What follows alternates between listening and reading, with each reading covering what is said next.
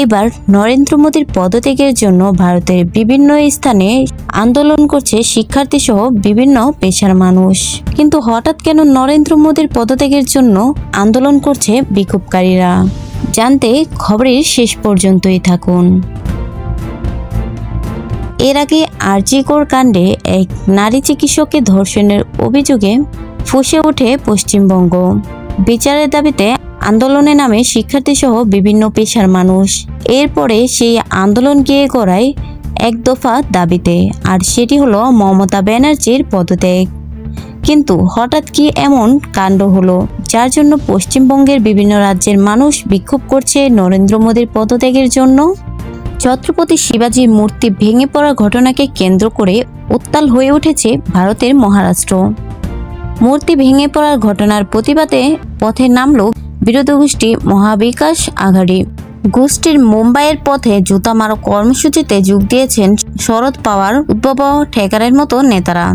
মারাঠা সম্রাট ছত্রপতি শিবাজি মহারাজের ৩৫ ফুটের একটি মূর্তি ২০২৩ সালে ডিসেম্বর মাসে উদ্বোধন করেছিলেন প্রধানমন্ত্রী নরেন্দ্র মোদী। সেই মূর্তিটি ভেঙে পড়েছে। মহারাষ্ট্রের সিন্ধুদুর্গ জেলায় ছিল এই মূর্তি। রাজ্যের মুখ্যমন্ত্রী একনাথ শিন্ডের দাবি, ঝড়ের কারণে এই বিপত্তি ঘটেছে। বিগত কয়েক সপ্তাহ ধরে মহারাষ্ট্রে লাগাতার বৃষ্টি হচ্ছে। পরিস্থিতি এমন যে বন্যা হওয়ার আশঙ্কা করা হয়েছে। একাধিক এলাকা জলমগ্ন, বহু মানুষ ঘর ছাড়া। আর এই মূর্তি যেখানে ছিল সেই সিন্ধুদুর্গের রাজকোট ফোর্ট অঞ্চলে টানা বৃষ্টি চলছে গত কয়েকদিন ধরে। তার সঙ্গে রয়েছে ঝড়। মুখ্যমন্ত্রী একনাথ শিন্ডের কথায়, শিবাজি মহারাজকে আমরা পুজো করি, তাকে ভগবান মানি। এই ঘটনা সত্যিই দুঃখজনক, কিন্তু আবহাওয়া যা পরিস্থিতি তাতে এমন ঘটনা ঘটে গেছে। আমাদের মন্ত্রী সেখানে গিয়ে পরিস্থিতি খতিয়ে দেখছেন। ছত্রপতি শিবাজি মহারাজের মূর্তি ভেঙে পড়ার ঘটনায় ক্ষমা চাইলেন প্রধানমন্ত্রী নরেন্দ্র মোদী।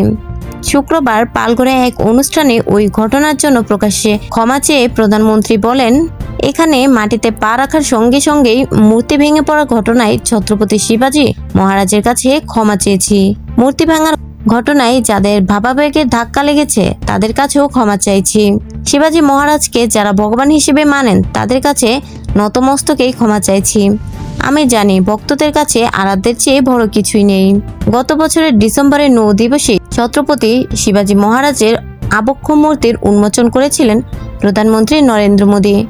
কিন্তু বছর ঘুরতে না ঘুরতেই ওই মূর্তি ভেঙে চুরমার হয়ে গিয়েছে। অভিযোগ উঠেছে মূর্তি নির্মাণের ক্ষেত্রে দুর্নীতি হয়েছে। কংগ্রেস, এনসিপি ও শিবসেনার তরফ থেকে ওই ঘটনার জন্য মুখ্যমন্ত্রী একনাথ শিন্ডে ও উপমুখ্যমন্ত্রী দেবেন্দ্র ফড়নবিসের ইস্তফা দাবি করা হয়েছে। সাধারণ মারাঠারা ও শিবাজির মূর্তি ভাঙার ঘটনায় যথেষ্ট ক্ষুব্ধ। সামনে মহারাষ্ট্রের বিধানসভা ভোট, আর ওই ভোটের আগে শিবাজির মূর্তি ভাঙার ঘটনা মারাঠা রাজনীতিতে বড় ইস্যু হয়ে দাঁড়িয়েছে। লোকসভা ভোটে এমনিতেই ধরাশায়ী হয়েছে বিজেপি ও এনডিএ জোট। বিধানসভা ভোট ক্ষমতা ধরে রাখতে কোমর কষে ঝাঁপিয়েছে। একাধিক উন্নয়নমূলক কাজকর্মের শিলান্যাস চলছে, কিন্তু সব পরিকল্পনা ভেস্তে দিতে পারে শিবাজি মহারাজের মূর্তি ভাঙার ঘটনা।